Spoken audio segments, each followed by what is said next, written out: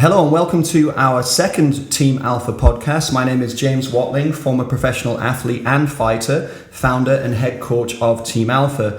This podcast is a focus on all things that improve the human spirit with a specific emphasis on sports and the martial arts. Our guests tonight began their martial arts study at the ages of 4 and 12 respectively. He began his jiu-jitsu training, which he has been taking part in now for over 21 years, competed at a very high level, which has led him to his black belt. And he was awarded the Abu Dhabi Jiu-Jitsu Pro International Silver Medal among his many accolades. She is a true pioneer of jiu-jitsu for females in the Northeast and was recently awarded her purple belt in Brazilian Jujitsu and is joint head coach of their 222 Jiu-Jitsu Training Academy, which I now study at. She also holds the British Pro Abu Dhabi Championship. Ladies and gentlemen, can you please welcome Mr. Tyrone Elliot and Miss Mellisa Hill. Yay! So you made it. How are you doing? How are you guys doing? I'm good, thanks. Been a pretty long day, but yeah, doing well. Yeah. I appreciate you guys driving all the way up from Birmingham just for the show. Pretty much. We headed down in the middle of last week because my brother is competing on Polaris this weekend. All right, okay. So we sort of tried to help him with his fight camp, which of course has been very difficult because of the whole COVID kind of circumstances. So he's only had like a 6-day training camp. So we travelled down to Birmingham, helped him out a little bit, and then came back up ready for the podcast. Fantastic, that's good. I mean, can you just tell just the listeners, just Polaris, just a little bit about that? It's obviously a jiu-jitsu. Yeah, so Polaris is one of the largest kind of high-level tournaments in the UK. It's based on kind of like a super fight card, so they have the most elite athletes from all over the world come in to compete on a UK stage. So it's a fantastic tournament to watch. Right. They stream it live on UFC Fight Pass. Right. Wow. So it's fantastic. Huge. Yeah, great opportunity to jump on. And sorry, when's that taking place? Is that tomorrow? Tomorrow. Wow. Yeah. Okay, so the same day as the Masvidal and Usman, which we'll talk a bit more about tonight as well, because I really want to get your viewpoints on that. So guys, thank you so much for joining me tonight. So obviously Melissa, I've known you for a couple of years perhaps now, I think, and Tyrone, I've known you for about 20 years, which ages me perhaps, but and obviously I train with you in Brazilian Jiu-Jitsu, and I've got to say you're both fantastic coaches. You make everybody feel welcome. Thank you very much. No, I mean that sincerely. I was trying to think how to word this correctly, because it's very encouraging but also challenging the way that you coach. So it makes you, certainly for me, it makes me want to do better, you know, and jiu-jitsu in general. I mean, I'd started training with Origin, and then obviously training with you guys now at 222. But it was interesting when I first stepped into it. It was a very different art for me because I'd done some judo beforehand, but mainly it was a striking art. So kind of getting involved with Brazilian Jiu-Jitsu and it was just a whole different world to me, and it's such a beautiful art. I think, do they call it the gentle art? Is that right? Yeah. Just correct me if I trip over here. But so the first question I have for you guys is how did you begin your martial arts journey? If you could both just tell us briefly about how you got into the martial arts, and a little bit about what path you followed to get where you are right now. Well, for me, I was basically born into it, to be honest, through my dad. I started training at the age of 4. From then, it was just progressing every day, training. There was no kids back then, so I was just training with the adults. So that had its challenge in itself. That's what kind of molded me into my jiu-jitsu game now. For example, I'm very good in closed guard and stuff, but that's just purely because I was always ended up on the bottom position, training with men that had a physical advantage, and were bigger than me, and stuff like that. Yeah. So you're 25 now? Yes, 25. So you've been training for 21 years, which is a long time. So what was one of the main reasons behind why you stuck with it for so long, and the commitment that you've obviously shown growing up? And I appreciate that. You got into it at a young age, and it became part of your lifestyle.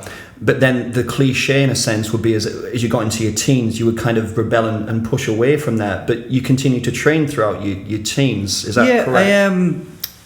It's something. I've always had jiu-jitsu in my life. It's one thing I've always excelled at. Apart from rugby, when I played rugby at like high school level, I played for like county and Falcons juniors and stuff. I didn't know that. Then I got injured in a school game rather than an elite game. Right.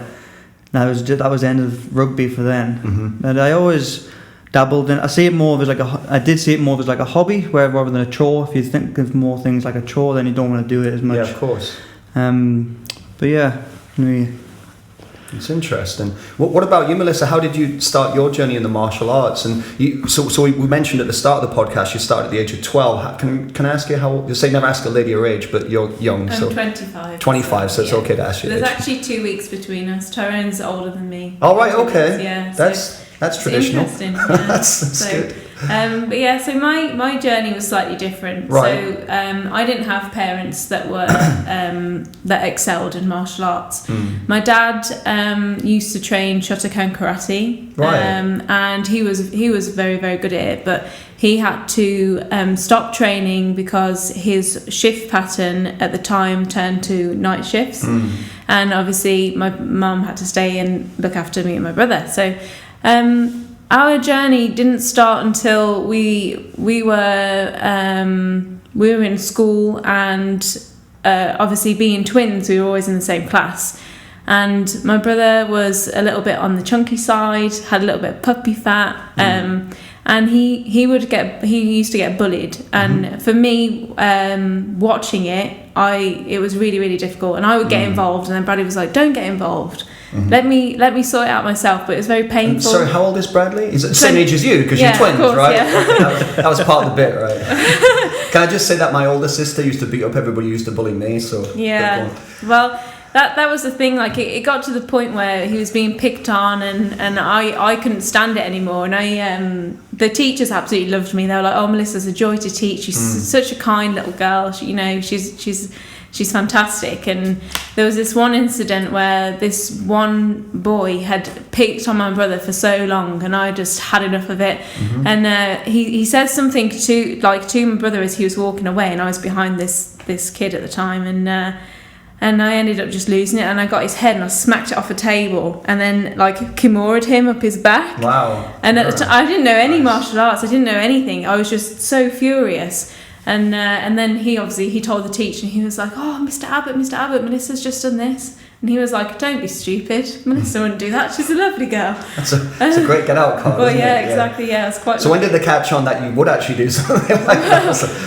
The 50th incident. I was going to say, people still all look these at me. boys walk around with broken arms and bad shoulders, and it's like, couldn't be Mellisa. Black eyes and busted Yeah. lips, but no, people still look at me now and they think, "Oh, she's quite a small woman. She wouldn't be able to kind of overpower me or do these things." But anyway, going back to the martial arts journey, so we started training Jeet Kune Do at a local martial arts facility in Halesowen. I was just keep saying viewers, it's listeners.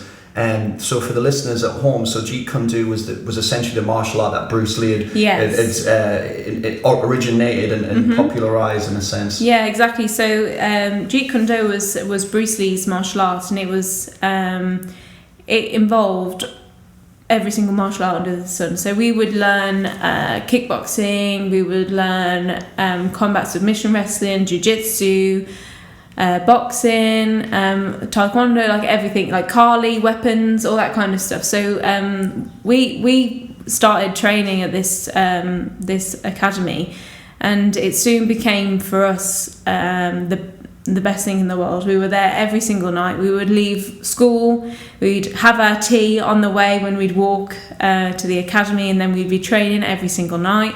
And some nights we would get there at 4:00, and then we wouldn't go home until 9:00 on the evening, just because we wanted to do as much as we could. And my cousins started to train with us as well, and their parents started to train, and my mum trained with us too. So it was sort of like a huge family kind of feel.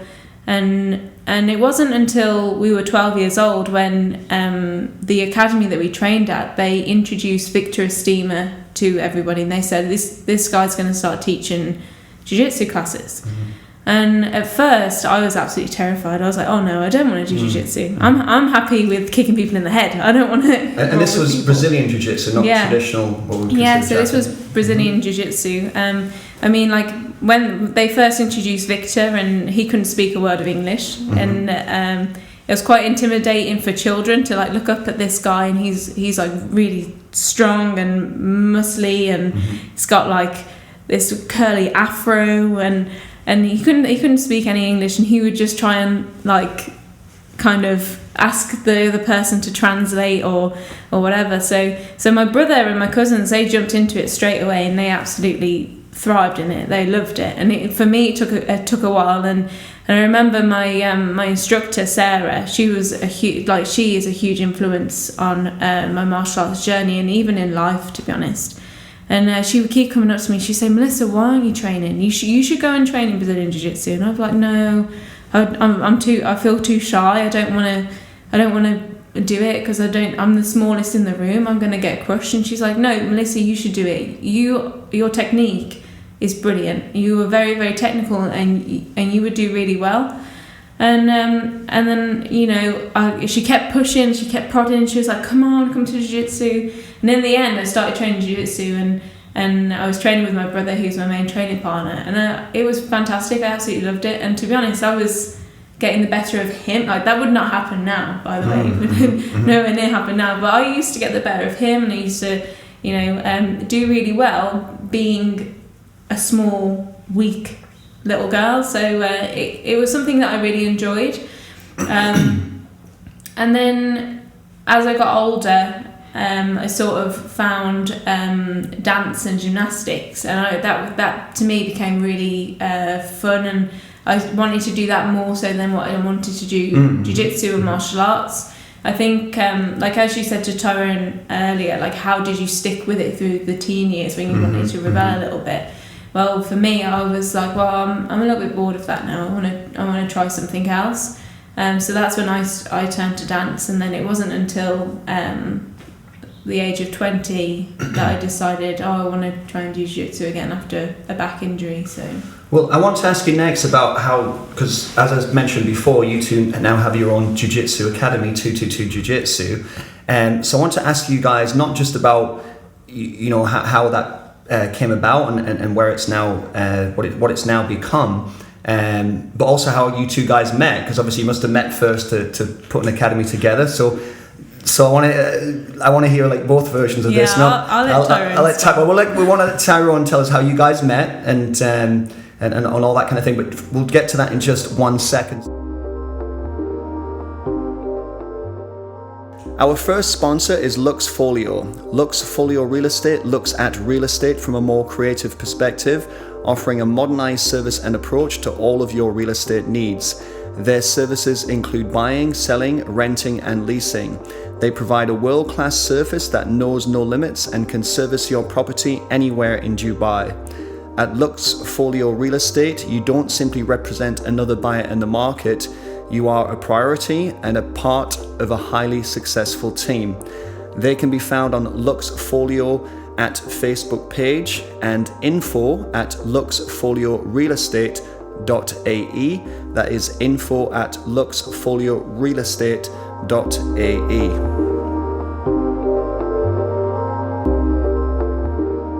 So, how did you guys meet? Well, it's very cliche of the 21st century. We love cliches. We met over social media, funny enough. So obviously I knew Bradley before I met Mellisa. I trained with Bradley at the seminar in Durham. He knew my mum too. And I knew her mum as well before this. Yeah.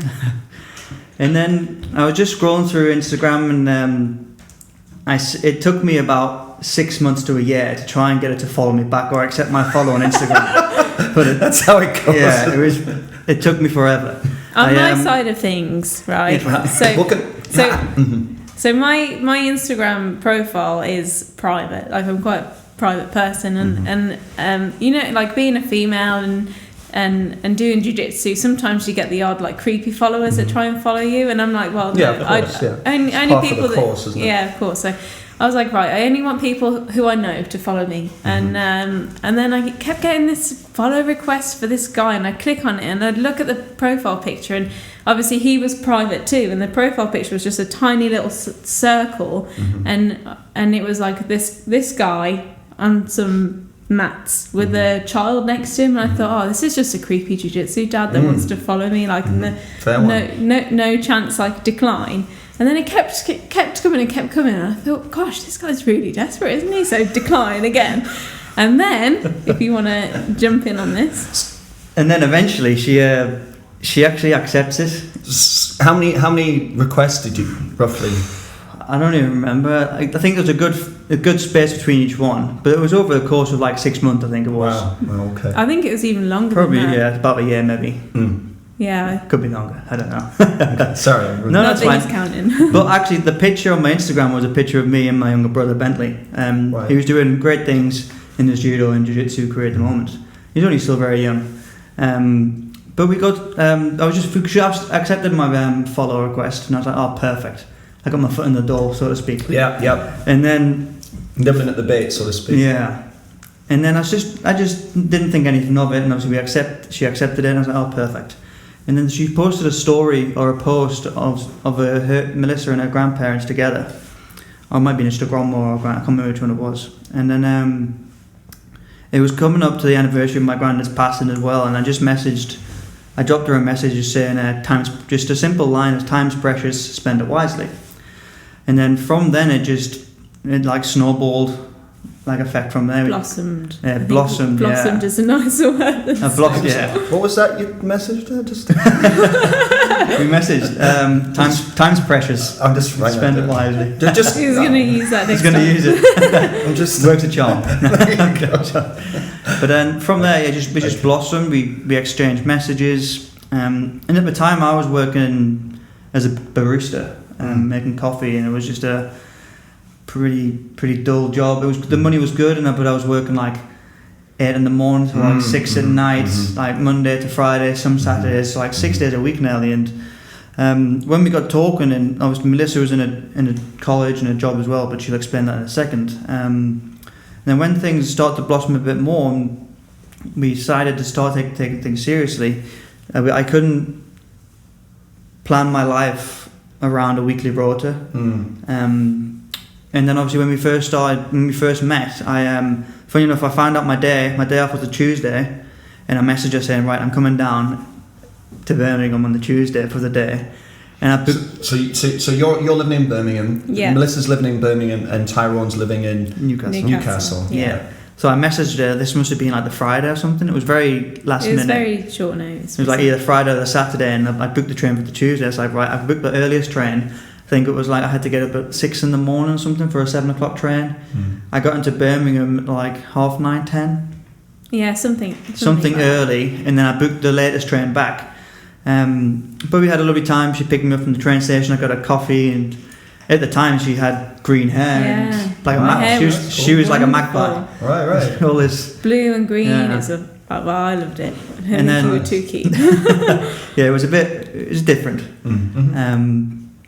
But then we had a lovely first day. We went on to a safari park drive around in Birmingham. That's really cool. Yeah, it was West Midland cool. Safari. We fed all the stops, Tyrone. Fed some giraffes. This was me that planned this, actually, yeah. Day. This is good day. Yeah, because he told me that his favourite animal was a zebra, and I was like, right, let's go to the safari park and feed a zebra. Yeah. Little did I know, you're not allowed to feed them, but we fed them.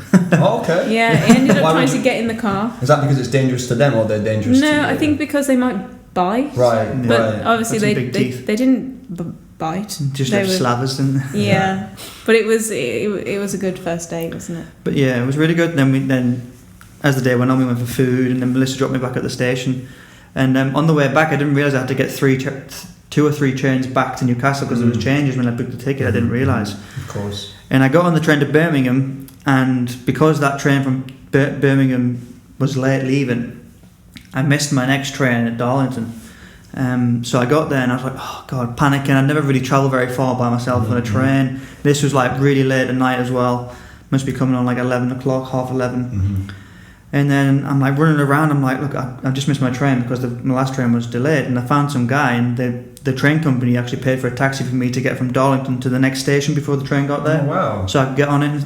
And then, funny enough, I fell asleep on the last train back to the Newcastle station. And it wasn't until after like 12:30, and I got woke up by the cleaners cleaning the train. Mm-hmm. I just conked out, and then from then I had to be back at work at the coffee shop the next day at like 8 in the morning, so I was up again at 6, so it was a pretty short night.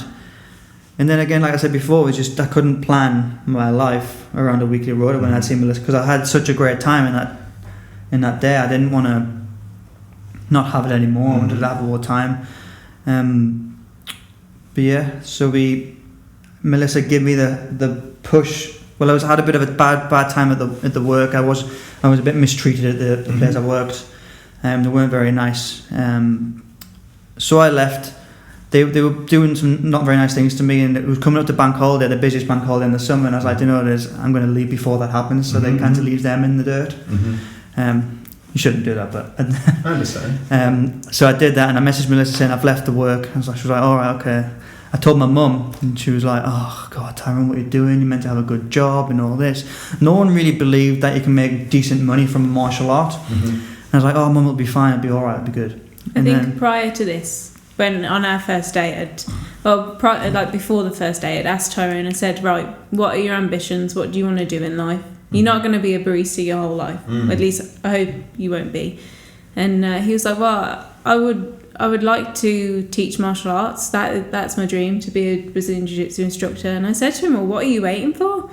You're still young. You've got the opportunity to do it. Why aren't you doing it? And then obviously the incident happened at his work where they were kind of mistreating him. And I think that gave him the push just to think, you know what, I'm young, let's try and do it. It was funny because I think I left on the Friday, and it was a bank holiday weekend, and on the Friday I left and I was like, stuff it, I'm booking a train ticket. So I booked a train ticket to Birmingham on the Saturday, got the earliest train again, and I think we spent about 2-3 months in Birmingham. It was the summertime. Yeah, we had a spent good, just a bit of a holiday. I had a bit of savings, and I didn't really need to rush into work.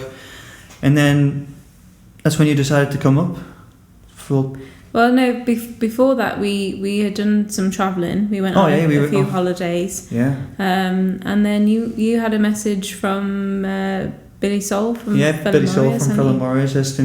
Right. I think he approached my dad a few years back, asked him to teach and stuff, and I think it was put to the side, and was nothing came of it. And then obviously I was looking, when Mellisa mentioned I should trace my dream and teach full time, and then I remember I messaged Billy and stuff, and he's always been after to get me to teach and stuff. And this is Billy Soul at Felling Warriors. Yes, that's the one. Yeah, obviously based in Felling. Yeah. So you guys are. So it's almost like, you know, you've met. Well, it's not like you've met Mellisa, and in a way, you guys being together has kind of maybe give you that little impetus to take the step that, you know, to overcome that fear of quitting a quote unquote real job, and to maybe pursue something that you've always wanted to, pursue a dream. So, but then as you made that decision to pursue that, things start to move into a line for you, right? And 100%. I mean, sometimes it does take that one person to push you to where you want to be, or sometimes you need to have a bad situation to change a scenario to then make you grow and have growth that way with business as well. So I came back, we travelled around the world. I think we had about 7 holidays in the first year. Yeah, we travelled quite a lot. I had a student loan. Yeah, we spent our savings on just travelling and enjoying life for the first year before we decided to settle down and start business. And then obviously it all snowballed from there. We started teaching at Felling Warriors, had a couple of nights there a week. The students built up a little bit. There was a few issues regarding cleaning and trying it, because it was a shared space with boxes and stuff, and it just didn't portray the kind of mentality and the teaching that we taught. The gym didn't kind of replicate that. So eventually when obviously the students were growing so much and the demand was there for more classes, that we wanted to try and find our own place. And at the time we were looking, and the day it came to find a nice property and the one we liked, I was actually in London photographing the big event for floor grappling.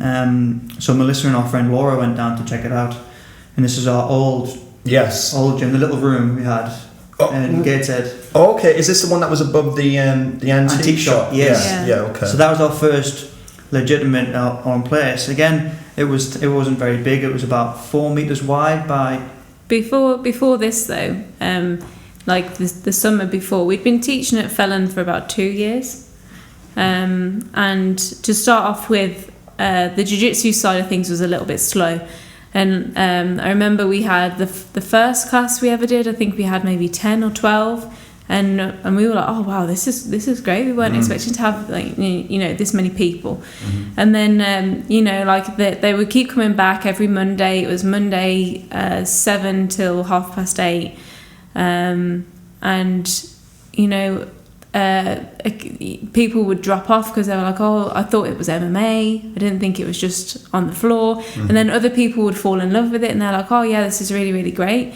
And I mean, we got a Wednesday class as well, so we were teaching Mondays and Wednesdays 7 till 8:30, because we wanted to be doing more. And at the time, you were charging £7 for a class. It was £7 a class, which is so for an hour and a half, class when the standard rate is £10 for an hour or what have you. And but that also goes down to the facility you're teaching as well. You can't charge X amount of money, even if your expertise is at such a high level. You still, I find it hard to charge someone the money that's really worth, just because the facilities that we're sharing aren't nice to be at the level you want them to be. And you think that what the I don't say customer, but what the student deserves in a sense. Well, it's kind of like the gym service we have now, I don't mind charging what we charge now. If not, we should probably be charging a little bit more, just for the level of the teaching, as well as the level of the facility we have as well.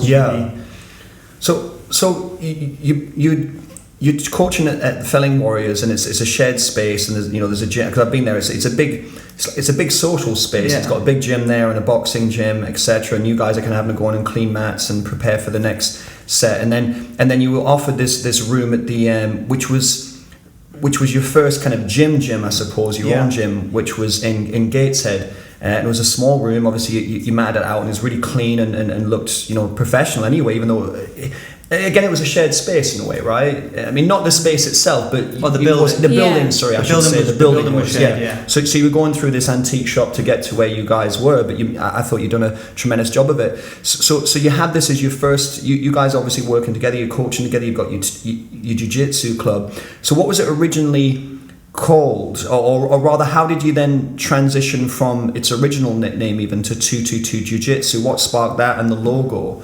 What brought that about? So we had our little gym, and we were Origin gated at the time. Numbers were doing good, things up again, but the space restricted what we could do. In regards to the name, we were put in a bit of a situation where I was told that there were too many Origins in such a small perimeter, such a small perimeter. So I said, that's fine, I don't mind changing.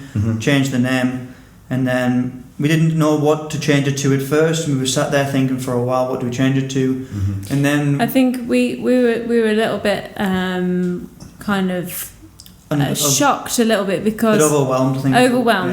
Because we obviously just spent a lot of money on a new gym and merchandise and window decals, advertising, and at the time, for us, we didn't have a lot of money. Like we rented what we could afford, and we could only afford this small room, which was like 3 meters in width and 8 meters in length, and it was a small gym, but we put our life savings into starting it up. We put everything into it. I mean, all the money that we put into that small space was what we had earned over the last 2 years at Felon Warriors. So like we kind of like poured our heart and soul into this gym, trying to make it like a friendly and safe and like a nice environment to train in. And then we were told, you've got to change your name, basically. And we kind of took a couple of weeks just trying to mull over it was hard to take initially, but before all of this, like when I first met Tyrone, I used to say to him, you know, like you have to keep the faith, you know. Don't worry about losing this job as a barista, about leaving. Don't worry about that, because it's not something that you wanted to do. You weren't happy in that job, so you have to go and you have to pursue your dreams and your passion, and then everything else will follow. And I said to him, I was like, you just got to keep the faith. You've got to trust in the universe that it's going to provide for you. And I'm quite a spiritual person, and I understand a lot of numerology, and for me, I feel like the universe communicates with us in different ways. So sometimes it can be in number patterns, or you know, other kind of ways. And when we first met, the number pattern that we used to see all the time was 222 all the time. When we first met, I every didn't know single that. time. That's well, yeah, this is good. So whether it was like 22 on the time, or there was a phone number and it was 222, or you know, mileage on the car, a receipt, number plates, all that kind of stuff. That's all we would ever see is 222. And when we would get into a bit of a tough spot with finances, and we'd be struggling, and we'd be living off 50p super noodles, you know, we would see that number, that 222, either on a car number plate or whatever, and we just kind of be reminded, like, don't worry, you're being looked after. Just stay. You're on the right path. Just keep going. Just trust. And every time we did come into a bad patch financially, there's always something popped up that supported us, jiu-jitsu related, whether it be one of our very low students, Steve, whether it be like, let me book X amount of privates in, and he'd book like, we're not talking like 5 or 10, we're talking like 50, a whole bunch. He's just to help financially, because he knows sometimes people need that bit of backing to then launch their business, and it goes from there. To give them the confidence to not the confidence and just the practical necessity to be able to take that next step and to keep going sometimes, I think. And not only that, but we met at age 22 as well. We were both 22. Oh, okay, right. So it all kind of interlinks together with the name change. Ever since the name change, obviously that's now made us like an independent school. I still affiliate myself with being who I was graded by my dad, so I affiliate myself with my dad, and then obviously Mark Walder. I'm still affiliated from myself to them, but as a school, we are now independent, and because of that, I feel we can now teach in our own way and have our own style. And since that, we've just, before COVID hit, obviously, it just boomed, like having a nicer space. Well, we were able to create our own brand. And, I want to ask you actually about 222 and essentially a little bit about the location you're in now. About what 222 Jiu-Jitsu represents to you, and that you hope that what it will represent, or what you're showing to other people, and also a little bit about Brazilian Jiu-Jitsu itself, because it is still a very, very popular martial art. But I really want to kind of cast a bit of light onto 222 specifically, which we'll get to in just 1 second. Our sponsor is Skyline Loft Conversion. Skyline is a high-end loft conversion company who have over 30 years experience in this industry, with over 900 jobs completed as far, all to the most exclusive and highest possible standards. The company is a family-run business located in the northeast of England. From simple loft conversions to custom-built fitted wardrobes, they always to their specific needs. No need to look elsewhere, the sky truly is the limit. You can contact them on Facebook at Skyline Loft Conversions, and you can also find them on Instagram at Skyline Loft Conversions.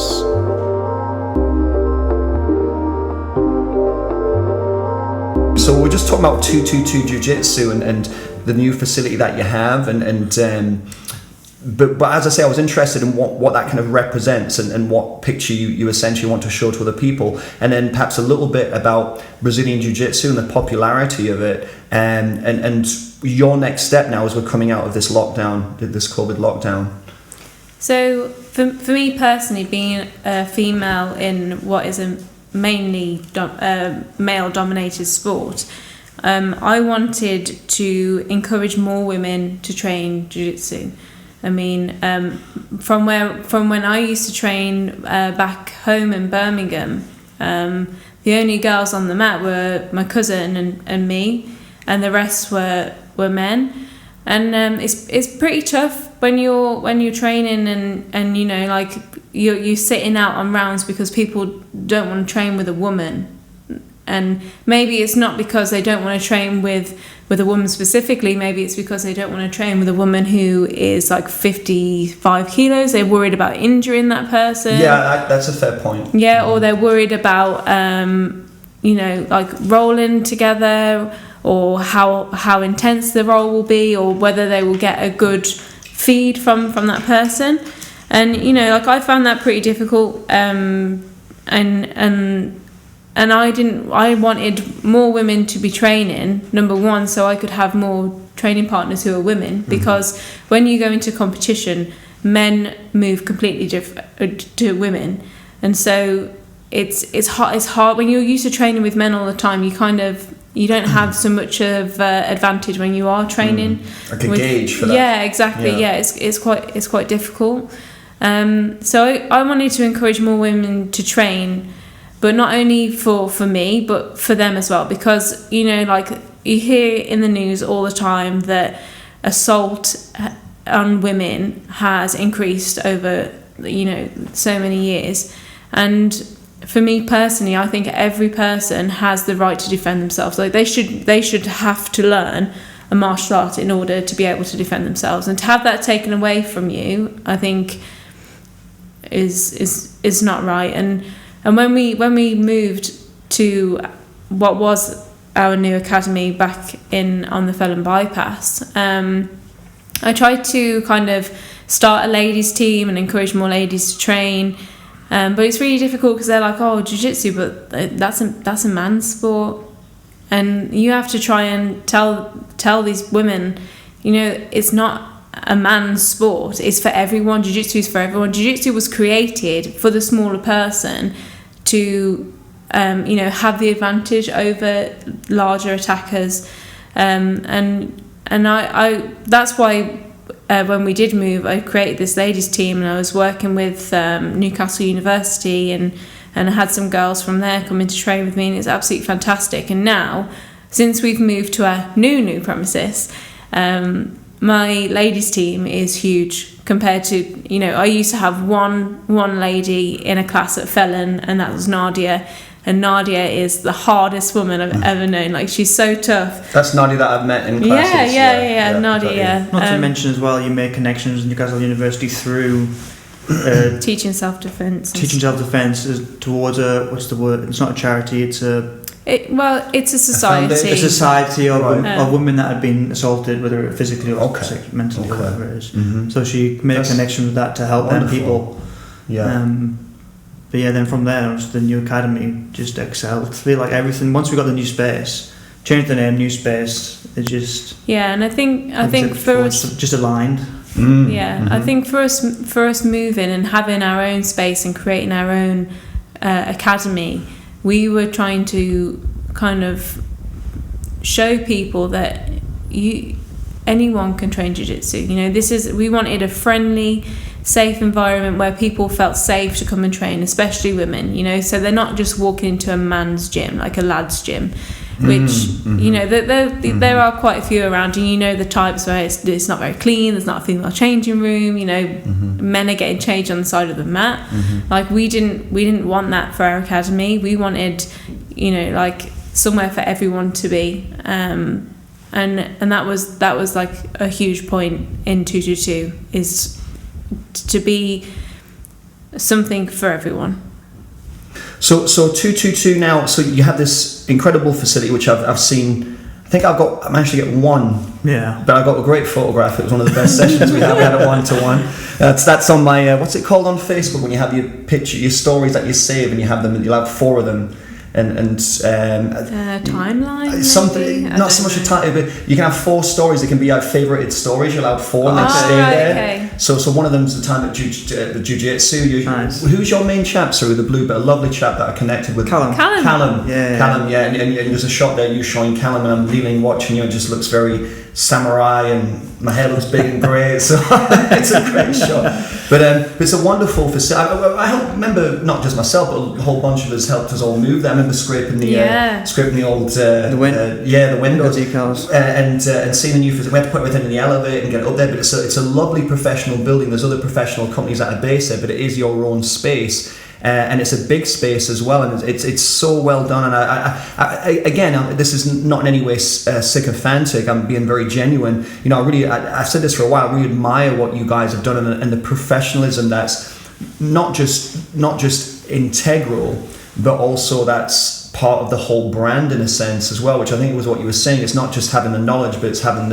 having the facility as well, and you've certainly got that. But even down to your website and your social media, it's all done so professionally and so well, and it is, and I believe it encourages people to come into that. So the space that you've got now, and as I say, it's a tremendous space.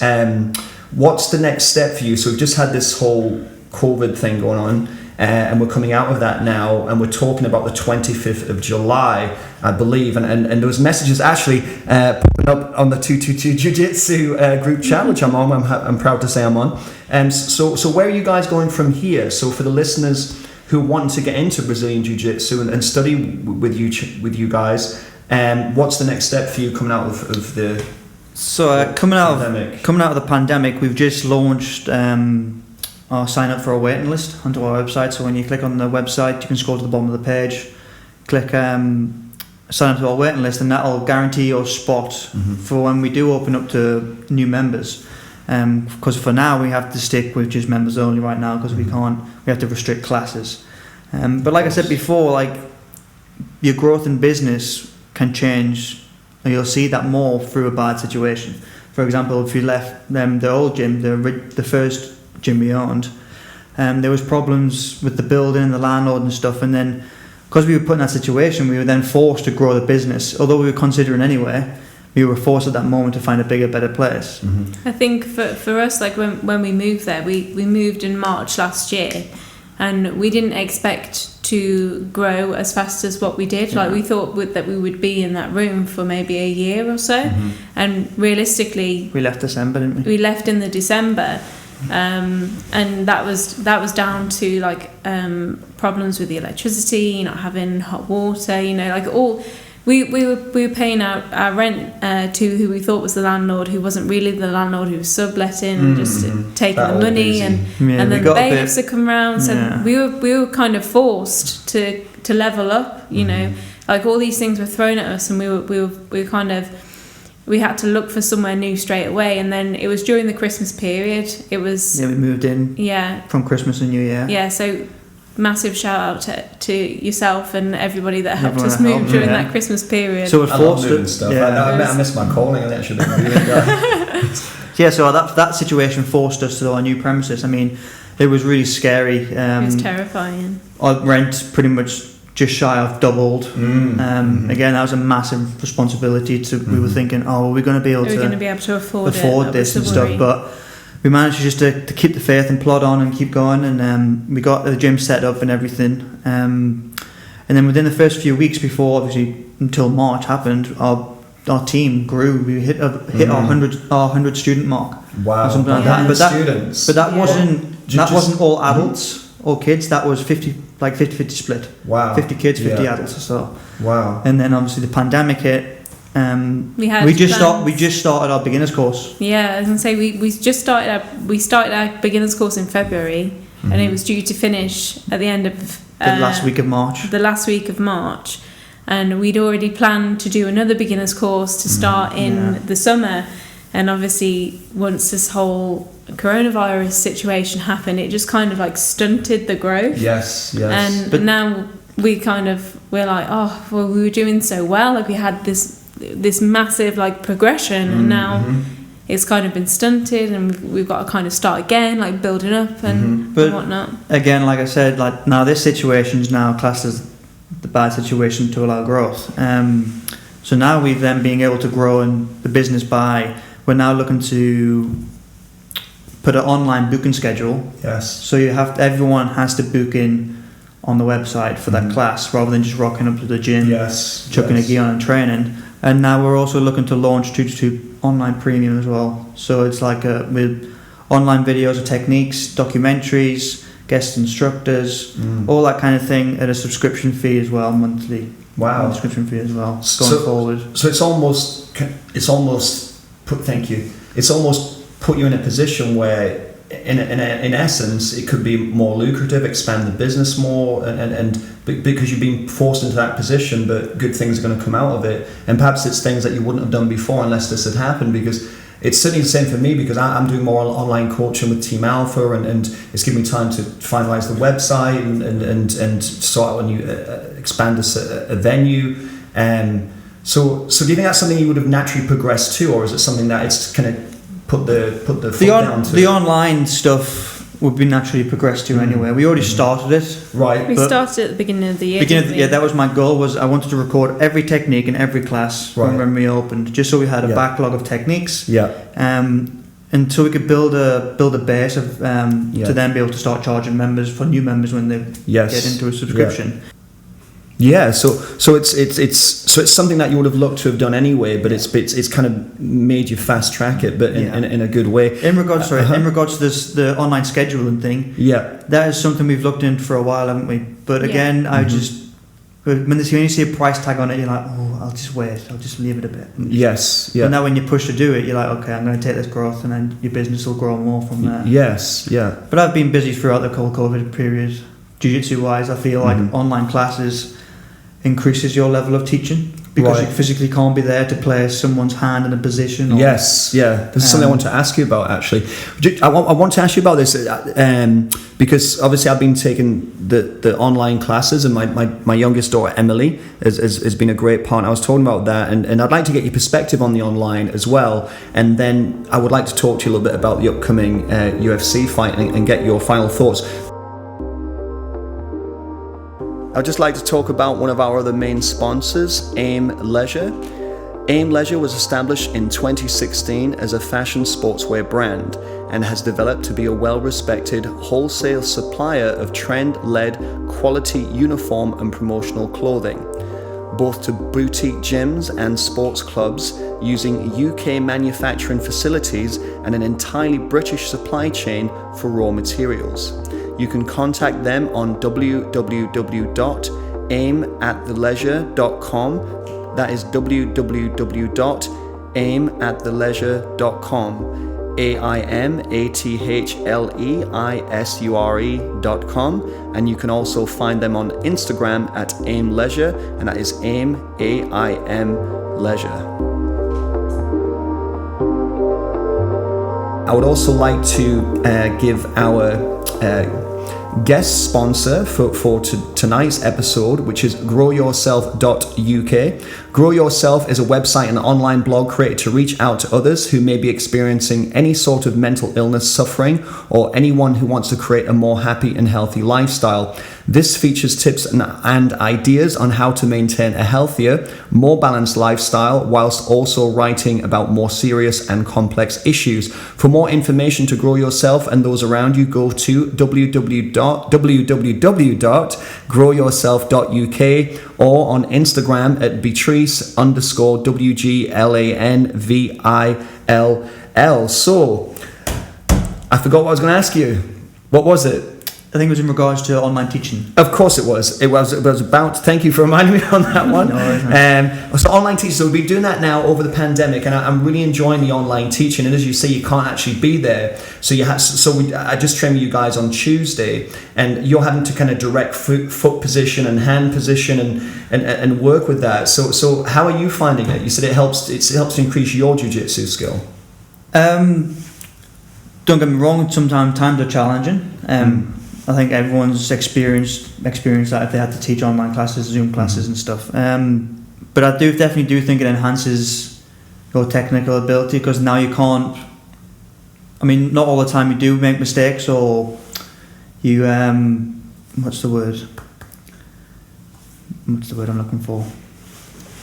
Bad habits. Yes, yeah. Because sometimes, for example, you in your striking, you might do a combination, but there might be micro bad habits in there. Yeah, that's the way of putting it, micro bad habits, yeah.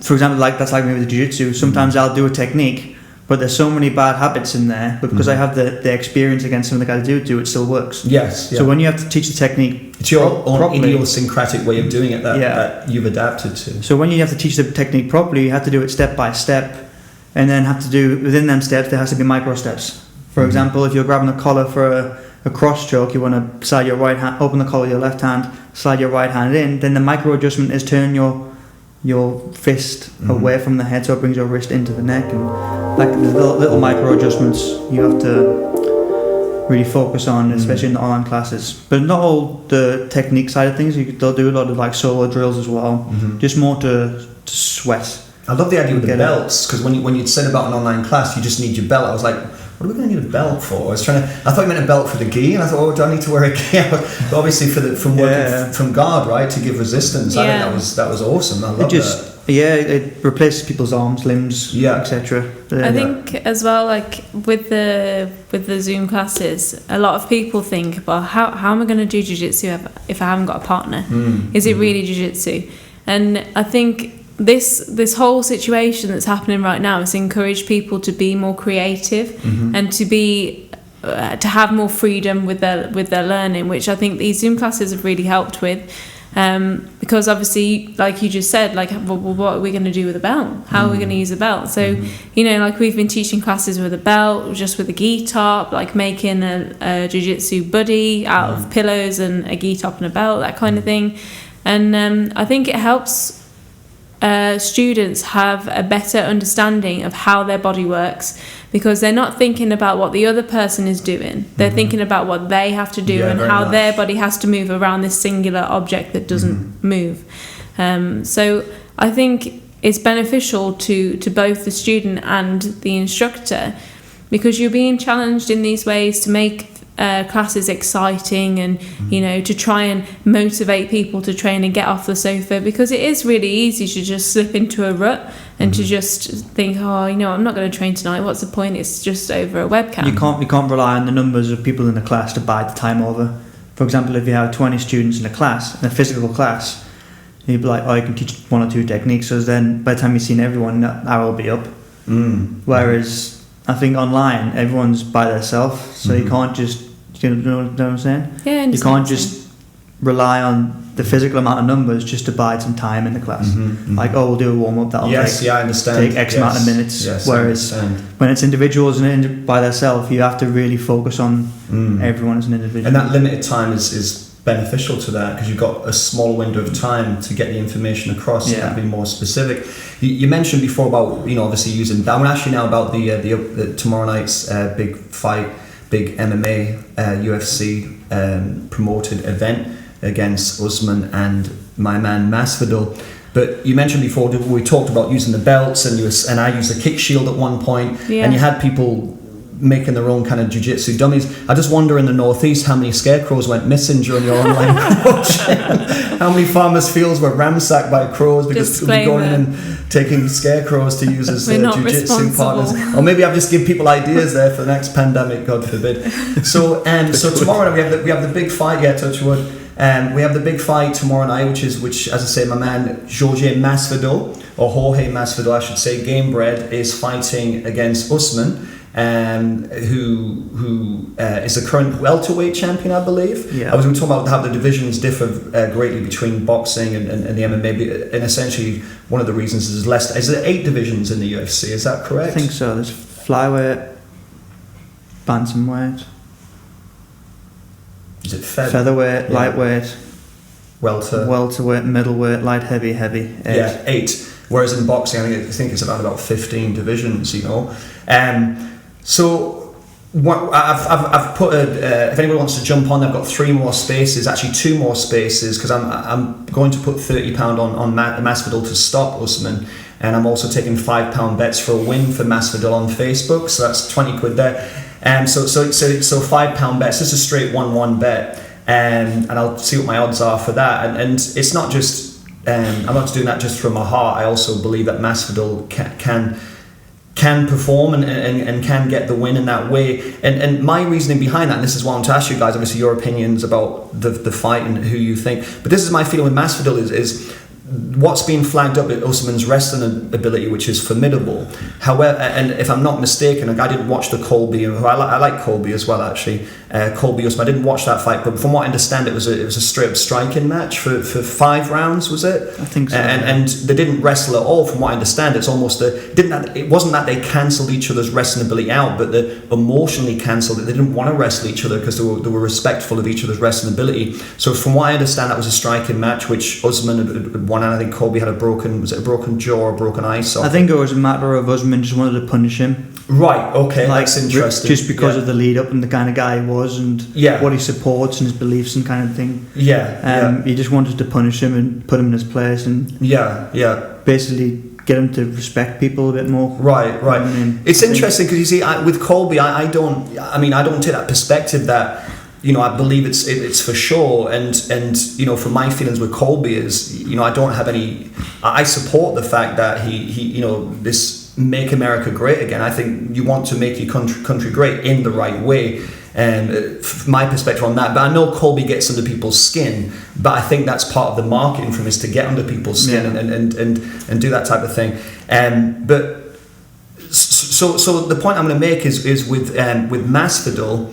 Is that it's not like he's never experienced a grappler before, because he trained with Colby before they had that big fallout, and he beat. I would argue that Askren is as good a wrestler, if not a superior wrestler to Colby and to Usman. I'd love to get your opinion on that, because obviously this is your department.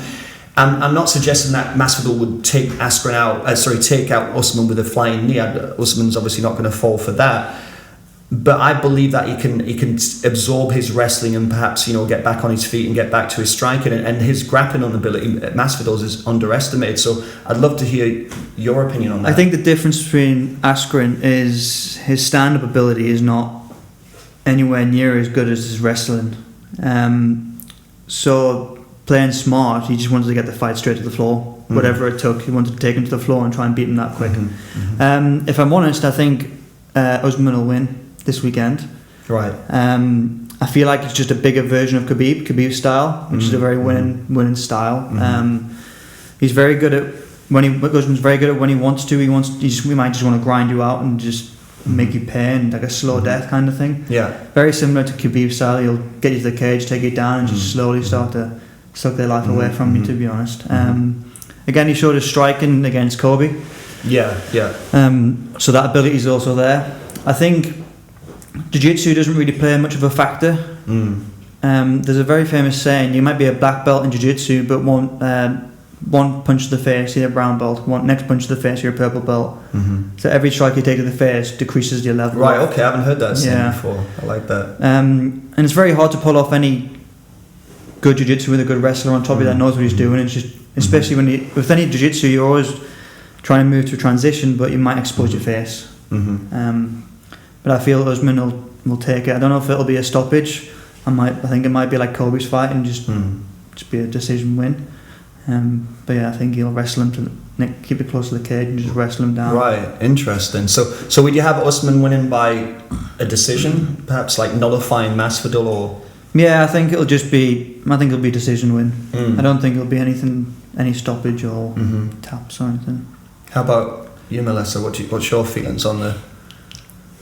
Well, I'll be honest. Please. I don't feel like I'm very educated in this enough to know, to know about these fighters. I as a kid I used to watch a lot of UFC, and my favourite UFC fighter was GSP because of how humble and respectful he was towards his opponents, and he had the the physicality and the technique to back it up. And then since he kind of left, I was like, well, there's no point in watching anymore because they all just kind of talk bad about each other, and I don't like that. I agree. I agree. I just want to clarify. I mean, I do like Colby Covington. I think that, as I say, I think, for me, being patriotic for the right reasons, that's a positive. I love this country, and I think it's a great country, but does it need to improve? Absolutely does. And I know he does. I mean, he's fallen out with American Top Team. He's obviously fallen out with Masvidal, which is a shame because they're quite close. But I think he's doing it mainly to get, as a marketing tool more than anything else. And to be honest, I didn't listen to all the things we're saying in the build-up. I like Askren as well. I'm a big Ben Askren fan. I don't think he was saying anything that... I know Masvidal, again. Masvidal's my boy. I love Jorge Masvidal. And I know he doesn't like Askren even up to now, but I don't feel that Askren was really saying anything that was... for me personally, if there's nothing said about family or about your wives or about your girlfriends and you keep it to nothing personal, and not swearing and being, vulgar, because you've got to set an example. So I completely agree with you there. But Askren, he did get under Masvidal's skin, but I thought Askren was great for the sport, like funky Askren. It was really cool. And Masvidal, what I respect about Masvidal is he speaks the truth. He doesn't lie, he doesn't make anything up. He just tells you exactly as he says. And what I loved at the end of that is, he said, "Oh, thank God," and for this, for help with the victory. And I also appreciate the fact that he said to Joe Rogan, "Don't ask me any Askren questions, because my mother said if you can't say anything nice about somebody, don't say anything at all." So I completely understand what you're saying. And with GSP as well, yeah, absolutely. So I'm totally on board with that. I completely understand what you're saying, and I agree. But that's why I like part of the reason I like Masvidal, because he does speak truth. He says it how he sees it. So you don't have who would you pick for the win? Then would you go? To be honest, I don't. I stopped watching UFC a while ago purely because, in my opinion, these fighters, they are role models to children growing up now, completely. And I feel like if you're going to be a role model to a child, then you need to be the best version of yourself. You shouldn't be calling out people and making personal attacks on other athletes in the sport. I think people should be sticking together, but obviously that doesn't make money.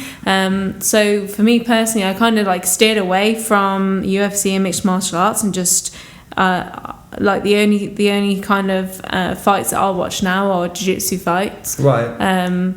And that's purely because that's what I'm interested in. I really enjoy watching different matches and seeing the ability that jiu-jitsu in the world has to offer.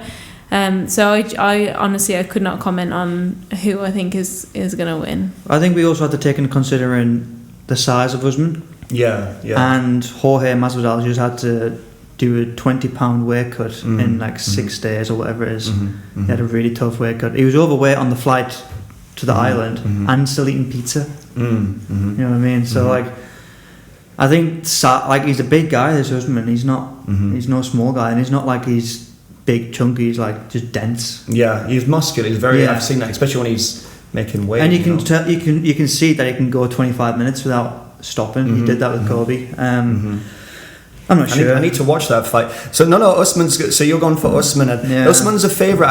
I imagine he's the betting favourite as well. I would think. Yeah, I'd imagine. It should be interesting.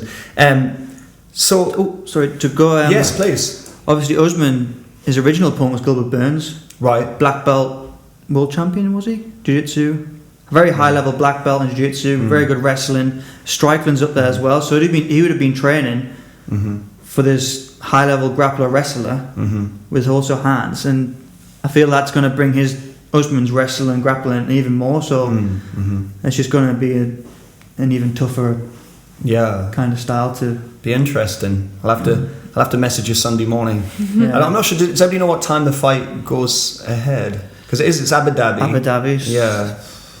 I'm not sure. I was hoping it was like a 10 p.m. one, not a 2 in the morning one, because there are a sting of those, or it's 4 in the morning and then you're knackered the next day. So, guys, is there anything that you would like to... I just want to thank both of you for taking the time to come in and obviously cutting your time short in Birmingham to come over to the podcast. And it's brilliant to have you guys on our first podcast as well, having two prestigious guests like yourselves, and obviously both my coaches, which is an added bonus.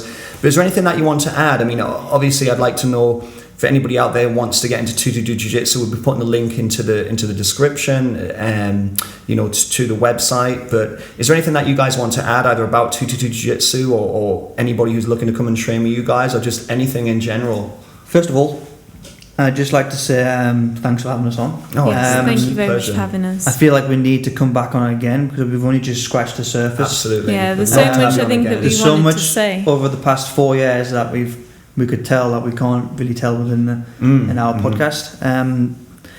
Second of all, I'd like to give a shout out to Bradley Hill, who's competing tomorrow in Polaris for a chance to win £10,000. or Wow. $10,000 Yeah. in the 8-man tournament Grand Prix. And in regards to people wanting to get involved into Jiu-Jitsu, we now have our waiting list, which is live on the website. On any of the pages on the website, just scroll to the bottom, you can see join the team. There will be a button at the bottom there saying sign up to the waiting list, fill out some basic details, and then we'll contact you when we start to open up for new members. Fantastic. From me personally, even Can if take all the time, yeah. Yeah, if you're thinking about getting into jiu-jitsu and maybe you're not from Gateshead area or you don't want to join 222, that's absolutely fine. But if you are thinking about doing jiu-jitsu, please do it, because it will be, in my opinion, it was the best thing that I ever did, and it's opened up so many doors for me. But I genuinely think that it has a massive positive impact on mental health. Also, for socialising with people, making new friends, and being a part of a community where you know that you're going to be supported. So 100% go ahead and do it. Jump straight in. Do not be shy.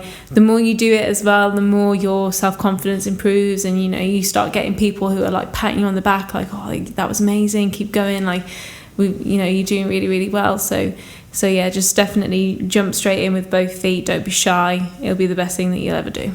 I do have one quick fire question for you both, and it's a question that I think should be asked. So, life and the martial arts is designed to be tough. What has it taught you? Wow, that's a good one. Patience. I feel it's definitely taught me patience, especially now maturing and growing a bit older now and having the gym as a responsibility. You have to be patient in these situations. You can't just rush growth. If you rush growth, and it's like a house, if you rush the foundation, it's going to crumble in the end. So I feel if you're patient with your growth, you will then become a better person, your business will become better, and then you'll start reaping rewards the higher you get up there. Patience. Love that. Mellisa? Yeah, 100%. Just adding to Tyrone's point about patience, like a lot of the time we have this expectation of ourselves of where we should be in life or what we should be doing, or perhaps influential family members or friends have that expectation of how we should be living our lives. And I think you have to sit back and you have to look at where you are now, and where you are now is exactly where you were supposed to be. And you have to accept that, and you have to live in the present moment. And for me, that's what jiu-jitsu has taught me. Martial arts has taught me to be present and to really live in the moment, and focus on what is going on right now, not worrying about what's going to happen in the next 5 years, 10 years, or 10 minutes. Especially since we opened a gym, when we first started teaching, we'd be worried are we going to be able to pay this bill next month?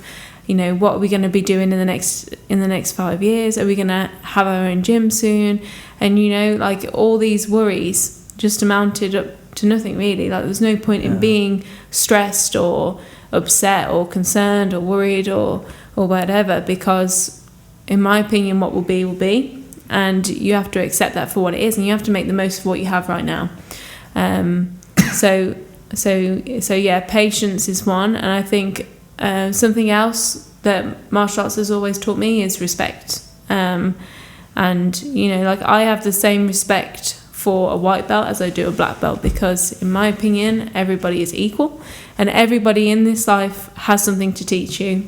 No matter what grade they are, you could learn something from a white belt, you could learn something from a black belt. And if someone is giving you that time, you need to be appreciative of that time and be grateful. So respect, patience, humility. I think martial arts teaches you to constantly look for improvement and growth, and to become a better person, to become a better martial artist, because in this line of business, you're learning stuff, but you have the ability to pass that on, so you can keep passing that light on down generations for years. And if you have this knowledge and you can inspire other people to do it, then 100% go and do it. Like what I was saying before about my first martial arts instructor, Sarah, she from the very beginning, from me starting martial arts, she was always the one who would say to me, "You're doing fantastic, keep going. You know, you've improved so much, you're doing so well." Like, I remember she entered me into a competition to do like katas and stuff like that, and I never had the self-belief, but she was always the one to believe in me, and she would say, "You can do this, you've got this, you're great at what you do." So if you can do that to someone, if you can believe in that person and you can keep pushing them to be the best that they can be, then 100% I think that is what everybody should be doing. I think if you've been given a gift of this talent of doing jiu-jitsu like Tyrone since the age of 4, and you know he's worked hard and he has all this knowledge, then you have to give back. You have to give back to the community. You know, you've got to inspire the next 4-year-olds to want to grow up and to be a martial artist, an athlete, a coach. You know, inspire them to follow their dreams as well. Fantastic. What a great way to end. Wonderful words there, Mellisa. Thank you. Oh, thank Guys, it's been wonderful having you in. We're definitely gonna have you back in again. 100%. We'd love to get more of the more of your backgrounds and you know, conversation with both of you. So it's been wonderful having you in. What prestigious guests to have in. It's been a wonderful start to the podcast. So guys, thank you for listening to us tonight on the Team Alpha podcast. We'll be back again with a date for the next cast that we're going to put together. A big thank you to Mellisa Hill and to Tyrone Elliot, two prominent jiu-jitsu coaches, trainers, athletes based right here in the Northeast. And I want to say a big thank you to my man Callum, working the decks tonight. So thank you for your help and your professionalism. We managed to get there in the end, so that's wonderful. So I want to thank you very much, and thank you to all our main sponsors tonight, our guest sponsor, and we look forward to, and thank you to you, the listeners. I keep wanting to say viewers, but the listeners who have taken the time to garner some incredible information and some motivation and inspiration from our guest tonight. This is Team Alpha Podcast saying good night.